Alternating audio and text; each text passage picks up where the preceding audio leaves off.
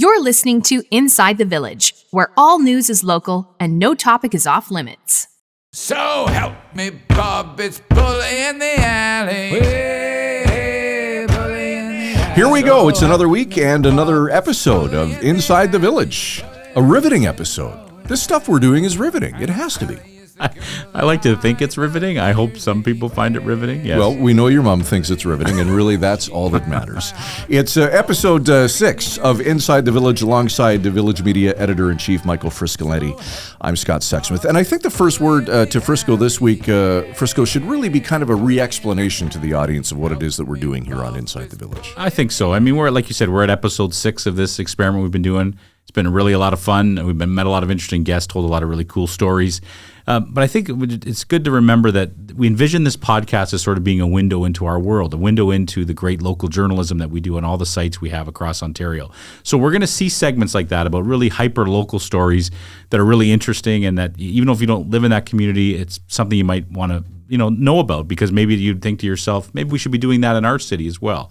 But I think the podcast is also an opportunity for us to explore important issues that are happening that affect Ontarians in all communities, right? So whether it's healthcare, the opioid crisis, the cost of living, these are issues that impact you no matter where you live, Northern Ontario, Simcoe County, Guelph, wherever you are. These are important issues. So I feel like that's the goal of the podcast, is to kind of explore all those different things. Yeah, absolutely right, Frisco. It's funny you mentioned the cost of living and inflation. Coming up, we're going to speak with a former economist from the Bank of Canada about those very things. Also, the iconic French River Trading Post. What is happening down there? We will speak with the co-owner, Tracey Biggs, and get to the bottom of the story. But up next, to kick off this episode of Inside the Village, one of the world's leading experts on organized crime. You will not want to miss this one. It's up next. From newsmakers to celebrities to other prominent guests, you'll find them all on Village Media's new interview series, Up Close and Personal. Join host Scott Sexsmith as he goes one-on-one with well-known Canadians to hear their story. Up Close and Personal. Look for it on your favorite Village Media website across Ontario.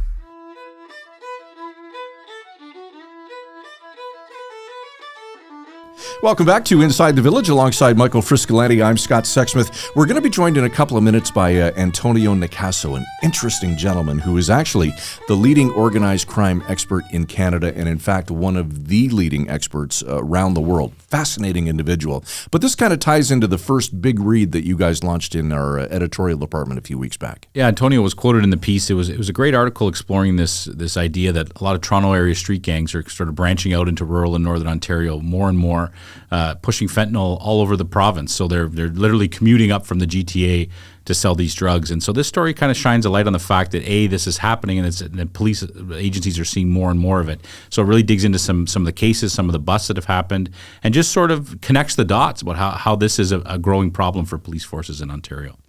We're joined now on Inside the Village by Antonio Nacasso. Antonio, welcome to Inside the Village. It's great to have you join us today.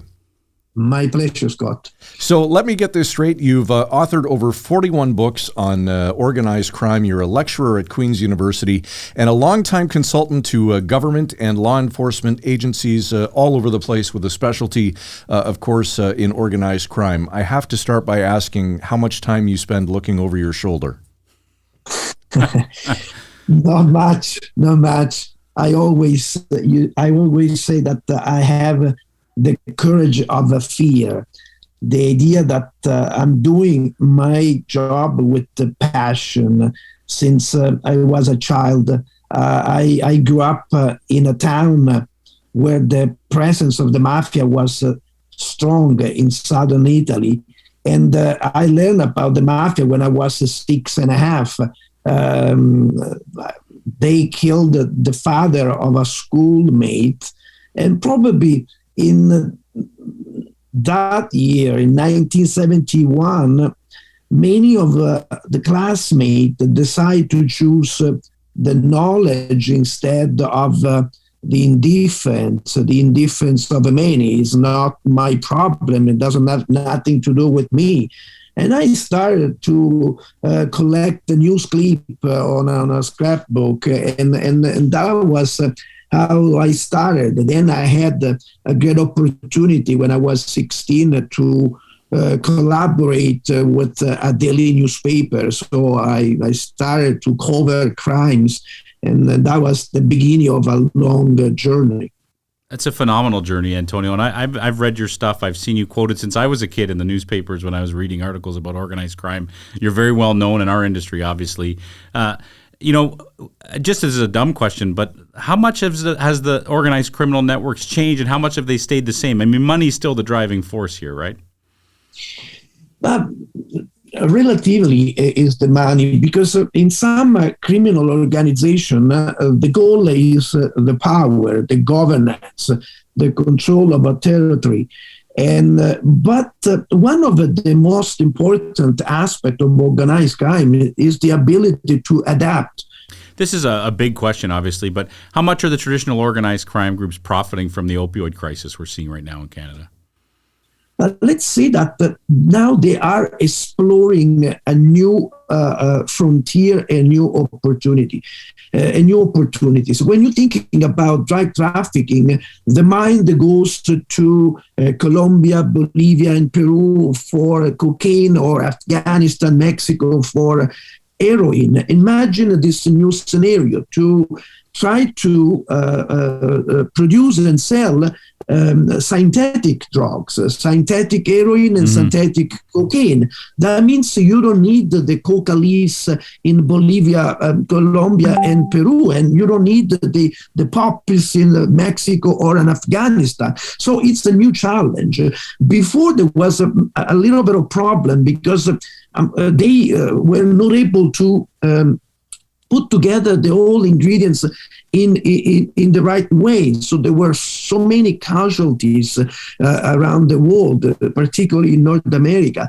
Now they manage to balance the ingredients, but the ingredients are more toxic compared to the traditional narcotics and cheaper, so they lower the price. And it's a new challenge, a new money opportunity for criminal groups. And does that mean that more criminal groups are able to jump into this game, so to speak, Antonio, because you don't have the same reach where you have to be bringing in the products from all these different countries? Is it basically an opportunity for any low-level criminal to get into this?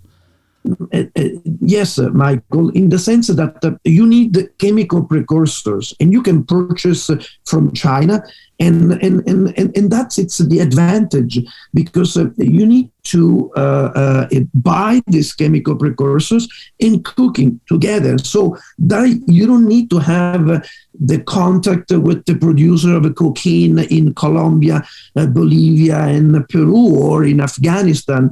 So it's easier because any criminal groups technically can put together heroin and cocaine, synthetic heroin and synthetic cocaine. It leads right to my next question, Antonio. We've seen this here in Ontario, all across in rural communities, northern communities, First Nations communities. We wrote a large article, one of our big reads recently, about how Toronto-based street gangs are really branching out into northern Ontario, rural Ontario. I mean, we see it at least once a week, Antonio. The police are putting out a press release where they've arrested somebody dealing large amounts of fentanyl, and they're from Toronto. They're from Scarborough. They're from Etobicoke. I mean, are you seeing more and more of this? What's going on here? Let's say that we have more than 375 street gangs, and at least that data released by the Criminal Intelligence Service of Canada in 2019, and those street gangs continue their involvement in high visibility crimes, and there is an increase, of course, of street gangs or smaller criminal groups in a smaller community. And so it's not like they abandon the larger city, but they move also in a smaller community. It's heartbreaking in a lot of ways, Antonio, because some of these communities, like there's a First Nation community near Manitoulin, on Manitoulin Island, where there's literally a gang war going on there. There's two groups of Toronto, two organizations from Toronto, two gangs. They're shooting each other right on the reserve, and it has nothing to do with the people who live there. Obviously, they're dealing to some of the people who live there, but they're not from there. And the community just has their hands up in the air saying, what can we possibly do about this? Exactly. I think this is the characteristic of the smaller group. Although some street gangs maintain a core group of long-standing members, the membership is becoming more fluid, with alliances and rivalry among member and group often quickly shifting, and that's what happened. Is not there is more violence on the streets, and there is more strategy to looking for new turf, new territory, a new place to sell narcotics or many other products. Antonio, from your perspective, what do you think that law enforcement should be doing or can be doing or doing more of to help in this crisis? I think law enforcement has our politicians are not looking into the problem in the right way. So the fighting against organized crime is not a priority in Canada, because Canada is a criminal microcosm. Every major criminal organization has a branch in Canada, and also as we realize by many reports, Canada became an offshore destination for the so-called snow washing. So everybody is laundering money in Canada. Everybody is taking advantage by our legislation. For example, I remember a study conducted in 2018 by Canada Transparency International, and they said clearly that the corporate entities have acquired 28.4 billion in the GTA housing since 2008.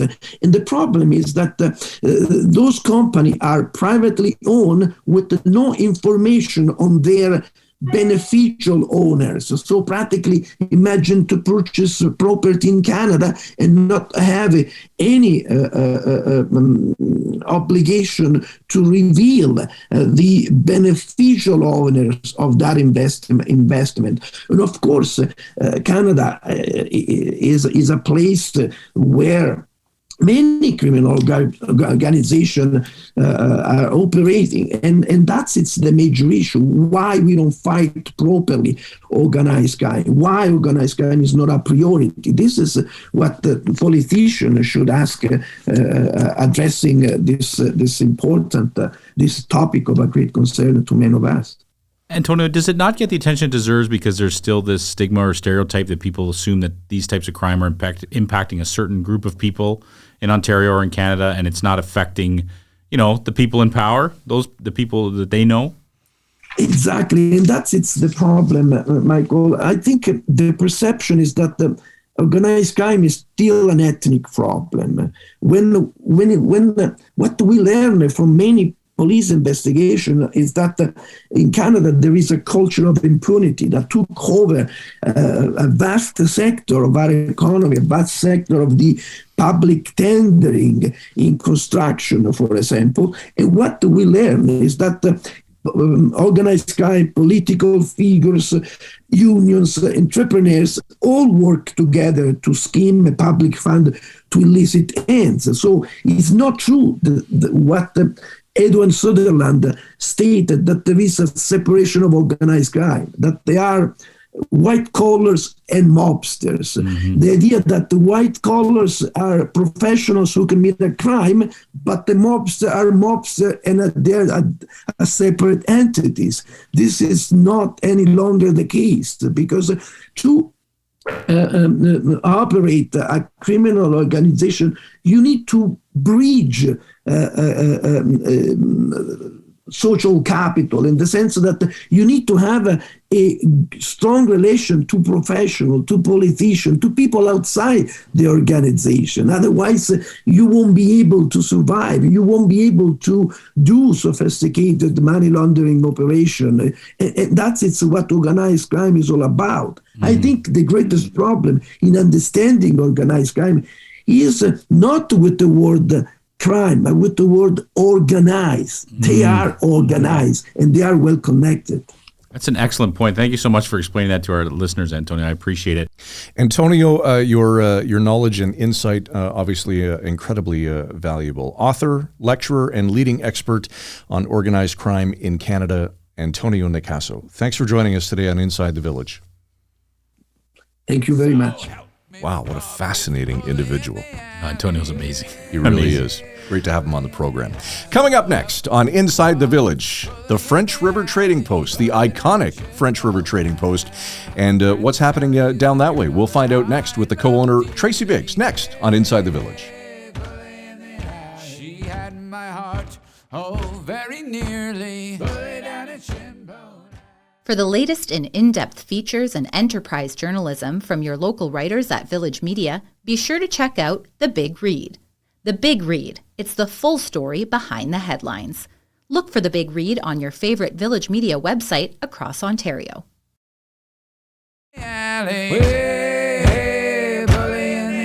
So help me, Bob, it's bully in the alley. Welcome back. Alongside Frisco, I'm Scott Sexsmith, Inside the Village. Well, the French River Trading Post, you know it well. I have very fond memories of the French River Trading Post, off Highway 69. It's a place that in the summertime, if you're commuting down to the GTA from the north or heading back up at the end of your summer, this is a place you stop by, right, to grab something to eat, check out the bears. That's right, the blue bears. And of course, they've been working on building a highway, extending the highway there for many years, and now it's reality. So it's not right off the road anymore. So it's a bit of a different feel at the French River Trading Post.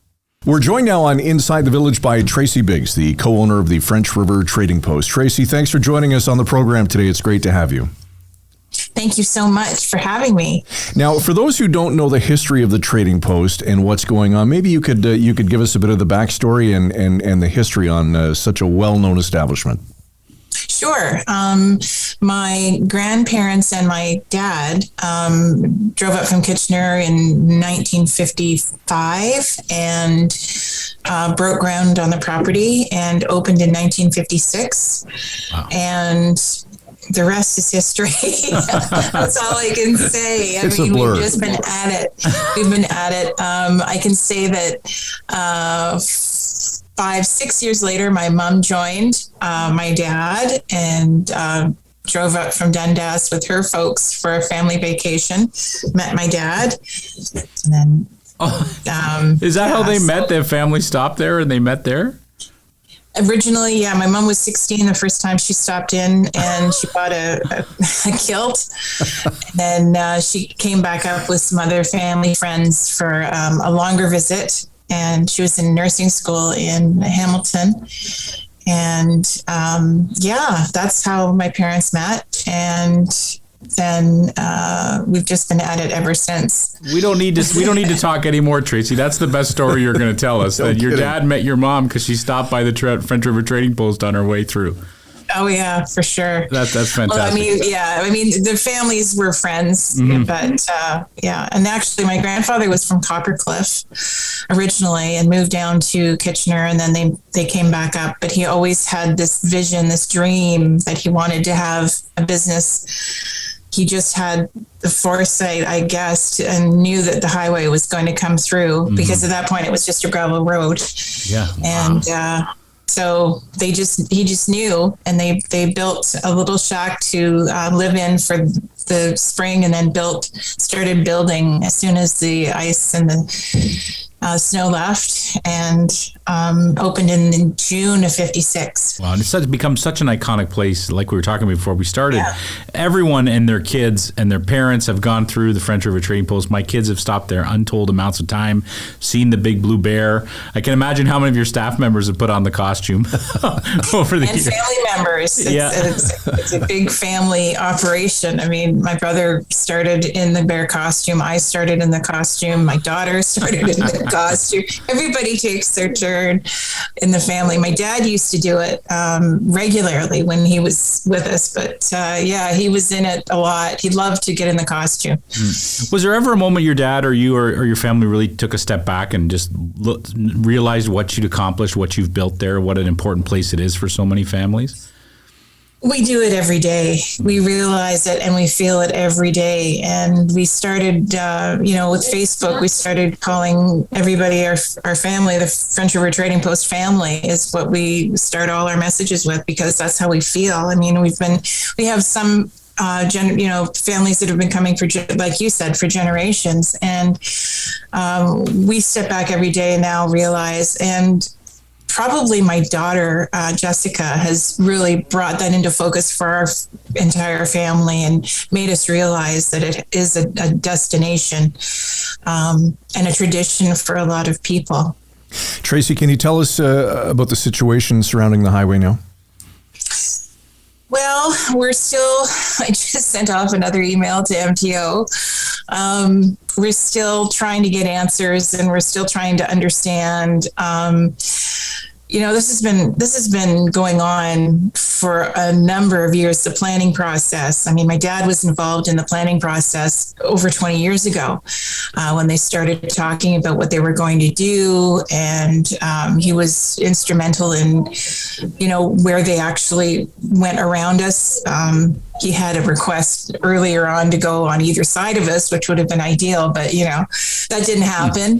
But it's been in play. The planning's been in process. So we're kind of, we don't really understand how we've been kind of. It's just the process isn't happening the way we thought it would have, with the signs going up, even the MTO signs. I'm not even talking about our billboards going up. I'm talking about the little small directional signs aren't even up in the area, like after the exit. So people aren't aware, they aren't sure which direction to go once they exit.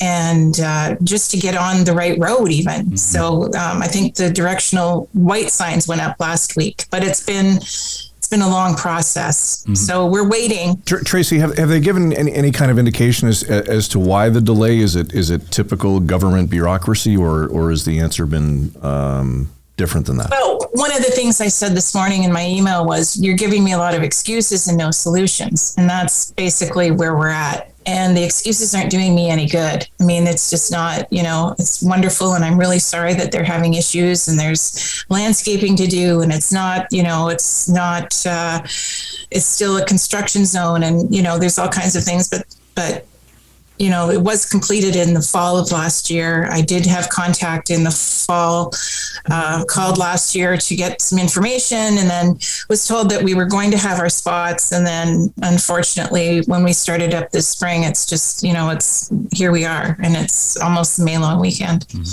Tracey, just for the listeners who don't understand where you're located, you're right off the old Highway 69, one lane either way. So if you're driving north to Sudbury or south to Parry Sound, you can easily jump right into your parking lot. And you mentioned that they've been talking about extending the highway, building a bigger 2-lane highway for decades.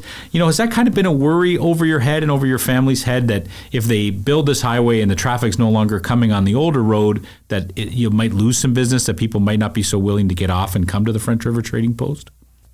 Some of us, yes. Some of us were very optimistic, and we still are. I mean, we had a great weekend. I mean, we can't complain about the weekend, considering gas prices and the pandemic and everything that we've gone through. We're very pleased with the numbers that we're doing. We're still fine. However, we do feel that there is, our customers are coming in and saying, we can't find you, and we haven't been able to find you, and where are you? And, we're getting all this feedback. So some of us were worried. Some of us were, like I said, very optimistic about the outcome. It was always a thought, and it has been since they started talking about it. But fortunately, and we are very fortunate, that we have become a destination. So we feel very lucky that people, and tradition for people. So people will do whatever they have to find us. Yeah, absolutely. Absolutely. You're definitely a destination, Tracey. People who know the place are going to stop and go there. I noticed on your website, when I looked there the other day, there's now a hand-drawn map that essentially shows your customers which exit to get off now that the new highway is built. And I guess that's where things stand for now, this hand-drawn map, until the MTO puts up their signs. Yeah, I mean, we had to come to that based on our customer feedback. I mean, we through social media, we've been able to be in constant communication with our customers, even when they're not on the property. So we listen, and they couldn't find us initially when we opened in April. So we had to take take matters into our own hands, as we do here. And we just went ahead and we drew the map and put it up on Facebook and hoped that it would help people find us. But that's exactly where we're at. There's nothing else that can be done at this point. Tracey, now that the new highway is up, are you worried at all that it will impact business, that fewer people will come because they have to get off the highway and it's a little bit more of a drive? No, I mean, I do believe that, right now without the signage, I think once we get our signs up, it will be okay. It's always a concern that we're not going to draw new business, people that haven't stopped before. They're not really familiar with the property. It's easier just to go by and stop somewhere else, either go on to Perry Sound or go further into Sudbury headed north. So it is a concern. I mean, but we're fairly comfortable, and we're always a little concerned, of course, every year when we start out. We never know what's ahead of us. We never know what we're facing, but we've been very lucky, and we've made it through forest fires and now the pandemic, and so now we're faced with this problem this spring. So we feel fairly confident given everything, and we're very aware of what's going on in the world and how it's affecting everybody. And as we go forward, we're very, very optimistic and hopeful that our loyal customers will keep coming back to see us. Well, Tracey, I know I'm supposed to be an impartial journalist and not take any sides, but I can tell you for sure that my family will be stopping at the French River Trading Post when we make our way south to Toronto this summer. Good. Fantastic. We can't wait to see everybody. Yeah, it's been a part of everyone's summers. It seemed it's a part of Canadiana. And I'm with you, Frisco, man. We need to protect that and get some signs up and keep the tradition alive. Tracey, good luck in the fight. We'll be following it closely, and we certainly hope that you have a successful and prosperous summer at the French River Trading Post. Tracey Biggs, the co-owner of the Trading Post in French River. Thanks for joining us on Inside the Village. Thank you so much. Reporters, editors, and journalists who go the extra mile to get the story and get it right. Go behind the scenes with those who cover the stories that matter most to you and your community. Look for it in the Village Features section of your favorite Village Media website across Ontario.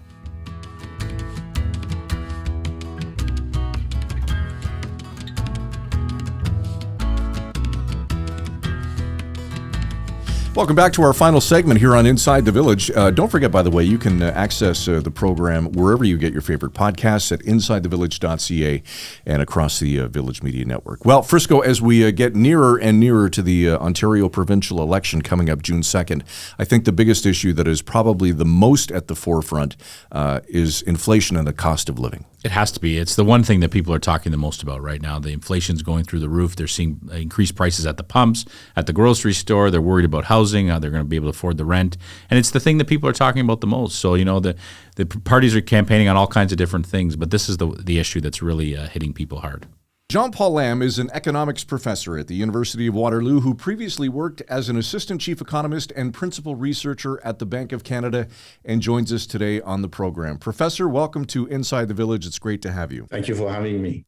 Okay, let's start with the numbers. The cost of living in Canada, as we all know, continues to rise at the fastest pace in decades, with the official inflation rate climbing at a 6.8% annual pace in April, a new 31-year high. The price of nearly everything that we buy is skyrocketing, from rent to groceries to gas. The cost of meat is up more than 10%. The price of pasta up nearly 20%.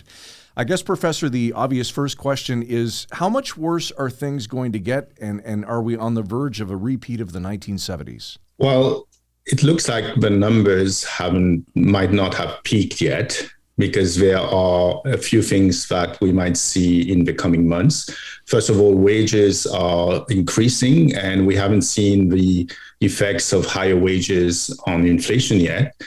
And second, the geopolitical unrest, which is at the source of many of the price increases in energy and food. I don't think we're going to see anything abating on that front in the next few months. So it's very likely that inflation will continue to increase in the next few months. Hopefully, with the increases in interest rate from the Bank of Canada, the upper bound of inflation is close, and we're going to see inflation peak in the coming months. And that's the forecast from the Bank of Canada. We're going to see inflation running hot for the 2022, peaking probably by the fourth quarter at the end of the year of 22, and then starting to decrease.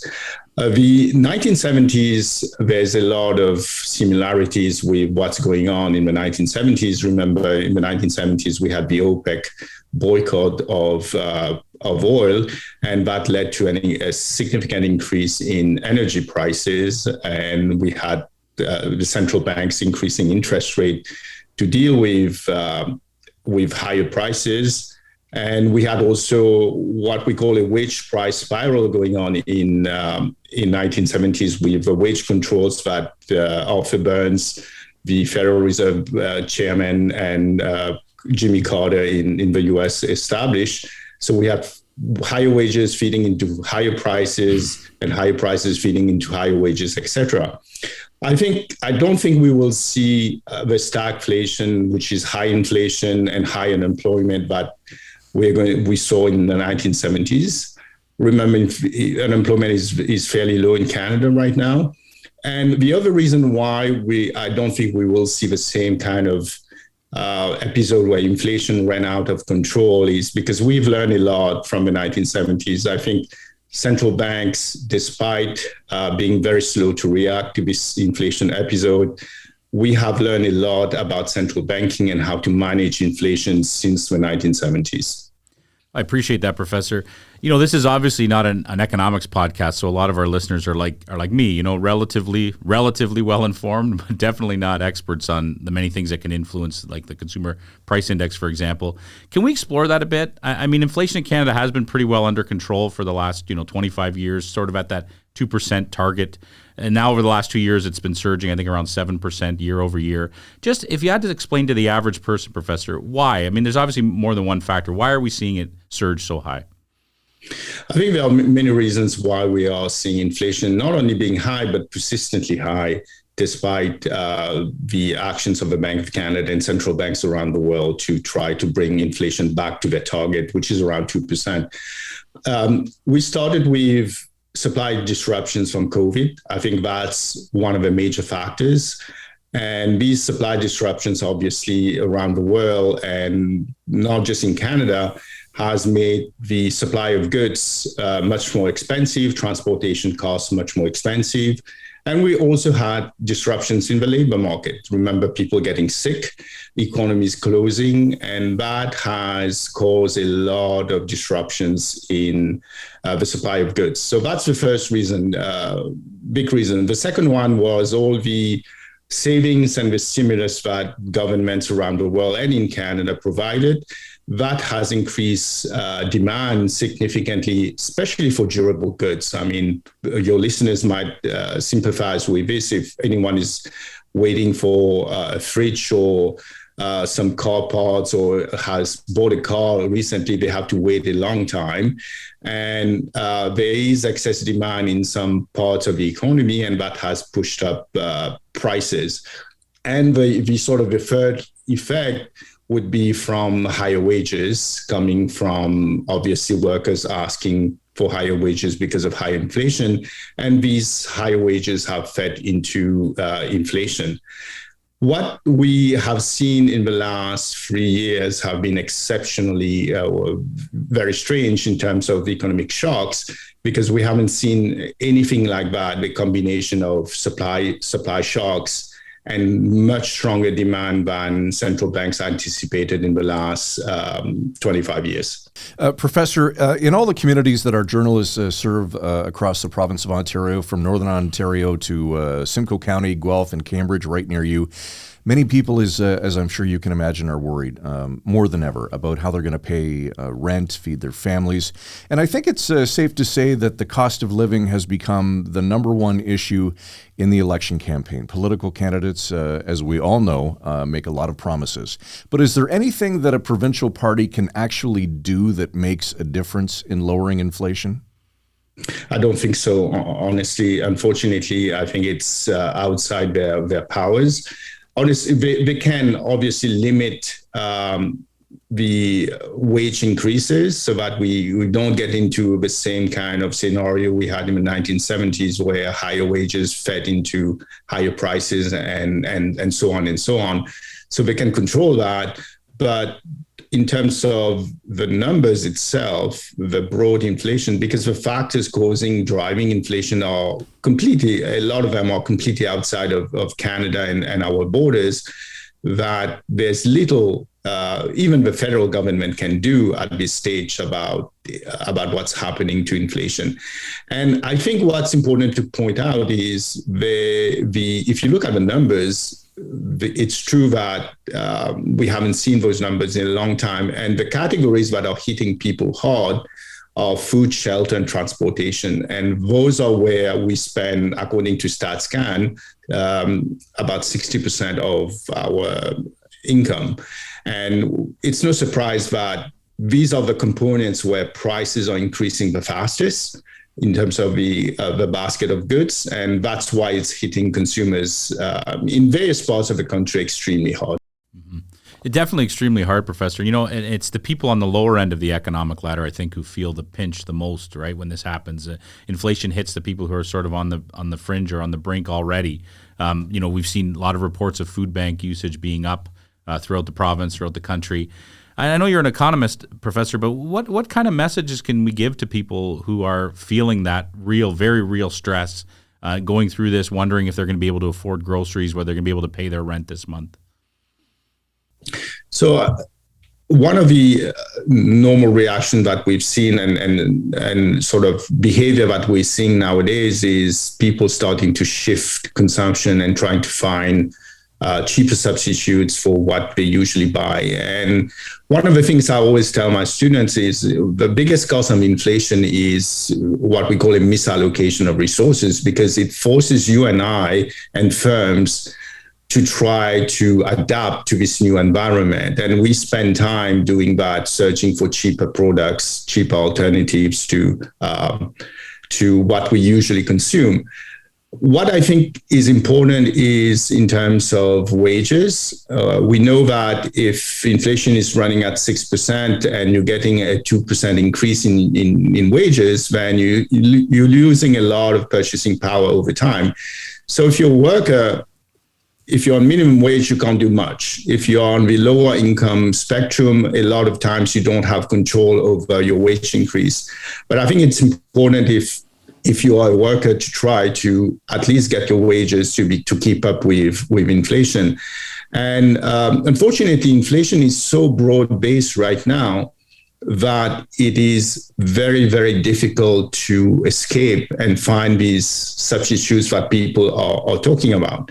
And one thing that people should know about the inflation numbers is the way inflation is measured, obviously, because the universe of goods and services is so broad that Statistics Canada cannot obviously measure all the prices of goods and services. So they do a sample of goods and services that they think represent the consumption and expenditure patterns of Canadians. So for some people, even if, as you mentioned, pasta is running at 20%, food is running at 9.7% inflation rate right now, for people who have a different expenditure patterns, their inflation rate, their personal inflation rate, may be running much higher than the 6.8% that we're seeing. And those are the ones that are suffering. And one last thing I will add is people tend to forget that inflation usually hit the lower income group the hardest. And that's, for me, one of the main reasons of inequalities that arose in the 1970s is we had inflation running extremely hot and hitting the lower income group. This is something we don't want to see because inflation does lead to redistribution of wealth and income from the lower to the higher income. One last thing, everybody suffers when there's inflation, but the lower income group suffers the most. Is there anything we can do about that, Professor? I don't know if that's a fair question for you, but we know that happens, and it's the people on the lower end. When we're going through times like this, what can governments do? What can we do to alleviate that as best we can? I think it's the Bank of Canada's job to get inflation back to 2%. Come hell, high water, the famous Paul Martin phrase. I think that's what they should do. Come hell, high water, inflation should go back to 2%. And it is their job, it is their commitment to Canadians to keep inflation to 2%. And they should do whatever it takes to get us back to 2%. The job is going to be challenging because we don't want to push interest rates so high to create a recession. And we know that the debt level of Canadians is at record levels, especially for mortgage holders. So you don't want to go too high or too fast that will impose such a burden on Canadians and get us into recession. But it is imperative for the Bank of Canada to react and to get inflation back to 2%. I think I want to see them change a little bit their discourse on inflation. And as Chairman Jerome Powell in the US recently said, that it was a mistake for them to stick to this transitory inflation narrative in 2021. They held on this too long. I think it would be helpful for the Bank of Canada to come out and say, listen, we probably made a mistake by holding on this narrative a bit too long. But trust us, we have 25 years or more of record of low inflation in this country. We will do whatever it takes to get it back to 2%. And just to add to that, Professor, I wonder, Richard Vivian, one of our great reporters at Guelph Today, had a piece last week talking about Ontario disability support payments, right? And different people on social assistance, and they haven't seen an increase in years in those payments. So here they are on this type of assistance and then seeing the price of everything going through the roof. What can we do about that population of people? Yeah, those are the population that are suffering the most on fixed income or payments that are not indexed to inflation. So they are seeing a rapid erosion in their purchasing power. So there's a rule of 70 that I always tell my students. So if you take 70 and you divide it by a number, so 6%, then it's about 12. So it takes 12 years at 6% for prices to double. So you can see that at that rate of inflation, your purchasing power gets eroded very, very quickly. So it's up to governments to sit down and say, listen, inflation has been running hot for the last 2 years, probably for the next year as well. So for 3 years, they need to adjust those payments and index them back to inflation. A lot of things in our society are indexed to inflation, like the tax brackets, etc. So it is important for the government to look back and go back and say, we need to index those payments, those on fixed payments, back to inflation so that they don't lose the purchasing power due to high inflation. Fascinating discussion, Frisco. I could sit here all day and talk about this, but Professor, we know you're a busy individual. Jean-Paul Lam, an economics professor at the University of Waterloo and former assistant chief economist at the Bank of Canada. Thanks for doing this today. Appreciate it. My pleasure. Wow, what an interesting individual to speak with. Who would have thought that 60% of our income would be spent on food, shelter, and transportation, and those are three of the areas that have been hit the hardest? Oh, that's where we're seeing the prices go up the most. You know, I love speaking to a guy like Professor Lam because he takes a very complex issue that a lot of people know about but don't really know about, and they help you understand in a better way, and I hope that's the kind of conversations we're trying to have here on Inside the Village. I got to admit, I was a little relieved because when I saw that we were speaking with a chief economist, I thought, all right, I'm out. I'm not going to understand a word that he's says, and to your point, thankfully he dumbed it down for somebody like me. So it was a pleasure to speak with him. I had actually thought about not inviting you to that interview, but I did in the end. I'm glad you're so caring, and I'm glad you included me. All right, that is a wrap on another episode of Inside the Village. As always, great to spend some time with you. We'll do it again next week. Thanks, Scott. Don't forget, Inside the Village can be found across the Village Media Network, insidethevillage.ca, and wherever you get your favorite podcasts. For Michael Friscolanti, editor-in-chief here at Village Media, I'm Scott Sexsmith. You've been listening to Inside the Village.